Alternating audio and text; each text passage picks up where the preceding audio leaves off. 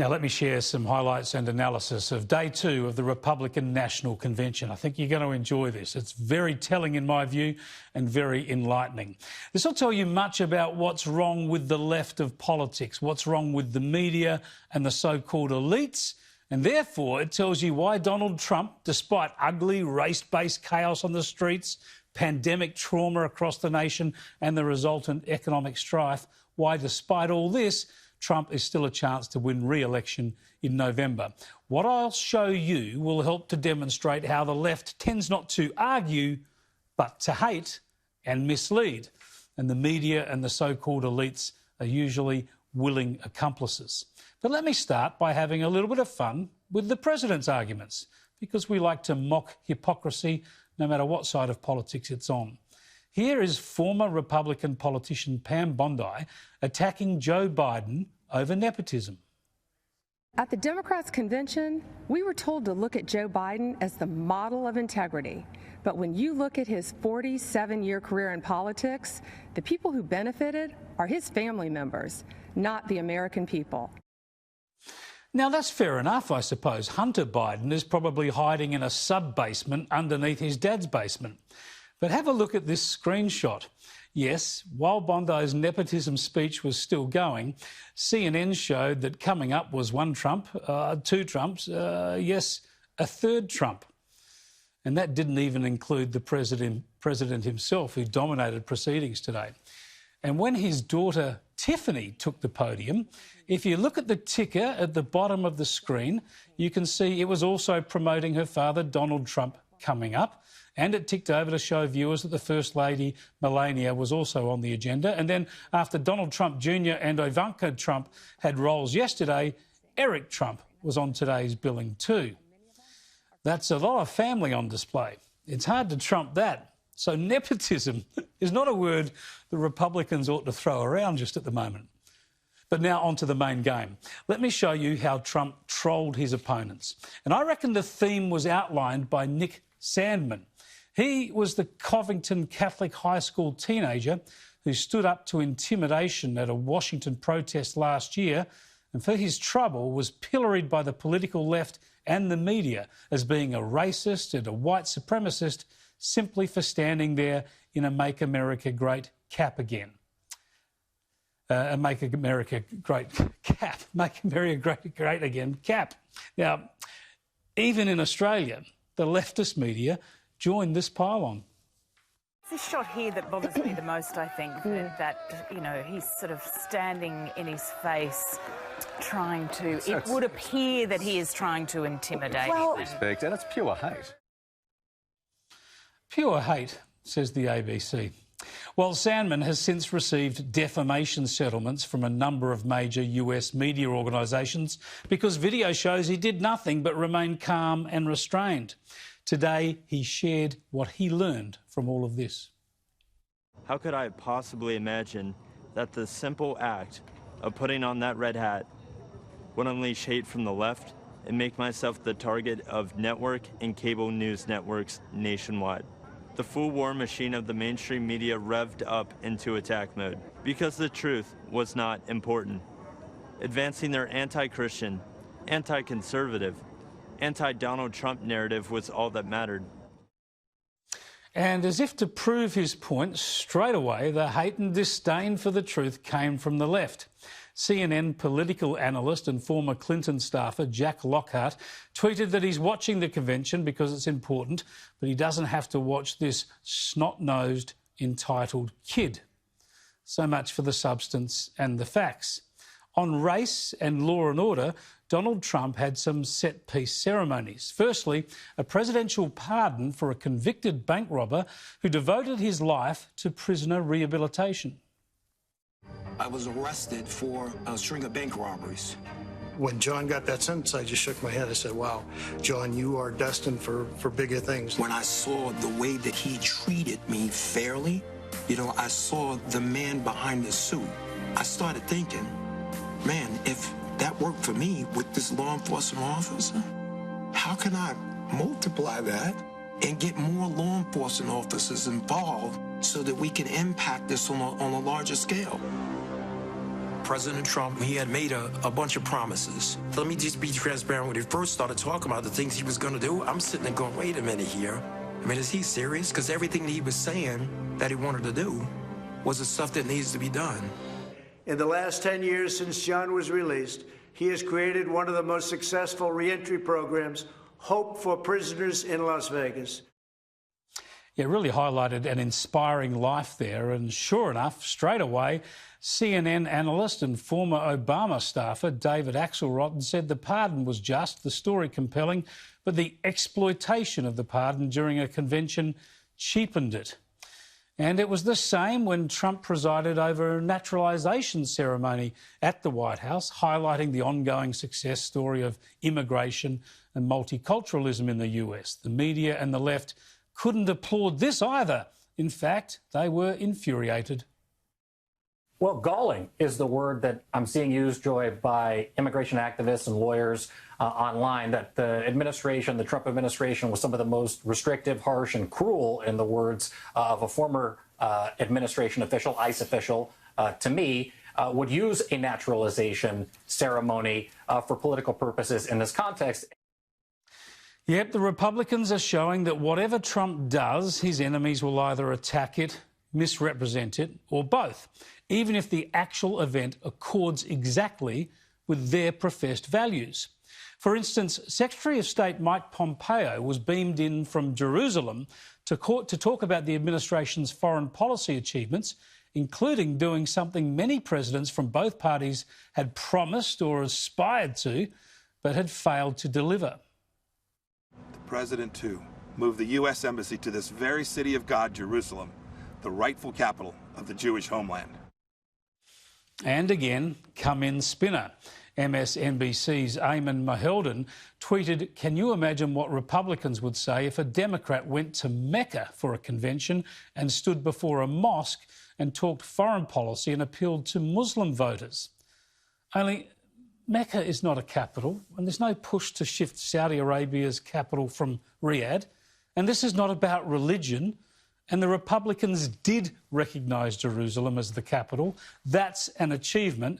And what other country does not have its own capital recognised by other countries? Why do the left forget principle repeatedly in favour of partisanship? They dare not disagree with the action. They are just angry that Trump did it and he dares to claim credit for it. The race issue, too, was tackled head-on. I think often about my ancestors who struggled for freedom. And as I think of those giants and their broad shoulders, I also think about Joe Biden, who says, "If you aren't voting for me, you ain't black," who argued that Republicans would put us back in chains, who says there is no diversity of thought in the black community. Mr. Vice President, look at me. I am black. We are not all the same, sir. I am not in chains. My mind is my own.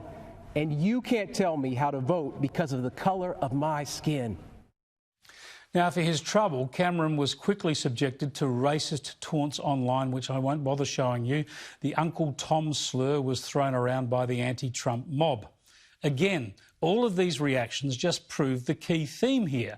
The facts and the values don't matter to many of Trump's opponents, just the side and the hate. But what about the star of the night? Surely the left elites could not overlook the substance and unfairly attack a multilingual, stylish and dignified American immigrant woman? It is in times like this that we will look back and tell our grandchildren that through kindness and compassion, strength and determination, we were able to restore the promise of our future. Well, most of the media and the elites usually just ignore Melania. The online trolls usually abuse her, but surely there was nothing to criticise in Melania Trump's typically scripted but humanising speech. Well, have a look at Bette Midler's tweet. It really says it all, doesn't it? Whether it's racism, sexism, immigration or any other issue, do as I say, not as I do.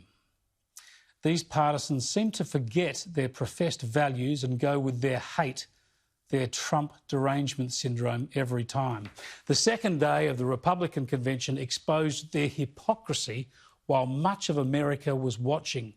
And it shows how this campaign will play out until election day. It'll suit Trump, and so far, of course, Biden is missing in action.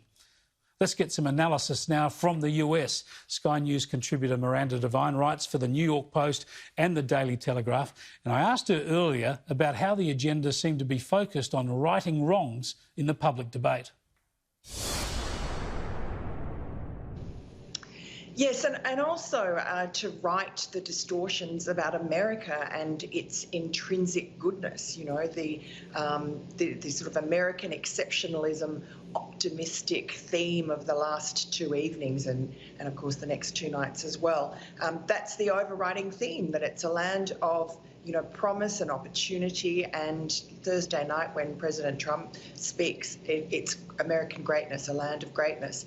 And I think that, you know, for the last, at least the last 6 months, the sort of denigration of America that has come from the left, and which the Democratic Party, almost all of them, have taken part in as they've been engulfed and overtaken by the sort of radical socialist wing, the Bernie Sanders wing, has been really quite startling to me, because my knowledge of America over the last 30 years, when I've lived here off and on, has been that, you know, despite their differences, Americans are patriotic, they rally around the flag and they love their country, but this sort of European self-loathing has crept into American politics. And this is what I think Donald Trump and the Republican Party are banking on, that optimism and hope and belief in America and the sort of these united, they keep on saying, God bless these United States, that will actually win out over the doom and gloom and anti-American rhetoric that you got all last week from the Democratic convention. That's a really astute observation, I think, Miranda, because if you looked for a contrast between the Democrat convention last week and what we've seen so far from the Republicans, it is about pessimism versus optimism. It is about a ruinous version of America we saw last week. The Democrats were telling us that the country had been brought to the brink of ruin, effectively, whereas the Republicans here and Donald Trump, they're not skating over the problems. They're talking about the virus and about crime and racial inequality, but they're focusing on the optimism, on what's been achieved and what can be achieved. Well, that's right. I mean, last night you had Senator Tim Scott, who's a Republican, the only black senator, you know, from the Republican Party, and he's a star of the future. Everyone says that he'll be running for president in 2024, and he gave a magnificent speech in which he just talked about his own family's trajectory, where his grandfather grew up in the segregationist South and, you know, emerged from that, his family, to now he's in Congress. He said, we went from, you know, my family went from cotton to Congress. And what about Melania then? She was given pride of place in the function tonight. She spoke live from the White House. She's an immigrant. She's a dignified, stylish woman. She's multilingual, yet the left seemed to loathe her because of who she happened to be married to. But she spoke about the virus, and she spoke glowingly about her husband, of course. Yes, she did. I think that was a very important thing for her, since you know, she said he's authentic and that he does what he says and that he's honest, and this would have made the left's head spin. But it was really important that she has sort of stand as testament to her husband's character, because that has been called into question so much. I mean, his marital history, for one, and I think that also because his polls are showing he has a problem with suburban women. So tonight really showcased all sorts of women who work for his administration, or who have, you know, his wife, his daughter Tiffany, who you don't see often, and women across the country, business women and so on, who have, you know, paid tribute to his business policies. So I think that was all aimed at trying to win over women who have been turned off by Donald Trump's style and sort of uncouth rhetoric. And Miranda, what about the whole Trump stable? We've heard from Tiffany today and Eric Trump and Melania Trump. We've heard previously from Donald Trump Jr. We'll hear from Ivanka Trump. We saw her out and about yesterday. Anyway, there's a lot of Trumps around. Look, yes, and I think in 2016 that was actually a plus for him, and it should be again this time, because, you know, the caricature of Donald Trump is that he's a 2-year-old tantruming, completely emotionally incontinent, and how could anyone like him? And yet he seems to have a great relationship with his adult children. You know, he works with Ivanka, and Donald Trump Jr. is always out there doing things for him. Eric Trump, in his speech tonight, said actually quite a touching thing, which was, you know, I want to directly address you, Dad, and I miss working with you every day, and I'm so proud of you. And then you've got Melania Trump and the nastiness, as you said, about the media towards her. And in her speech, Melania challenged the media to focus on the issues. So good on her there. Thanks so much again, Miranda, for your insights. Great to talk to you, Chris. Yes, I'll be heading to the States, and I can't wait to get a bit of that action. Fascinating stuff.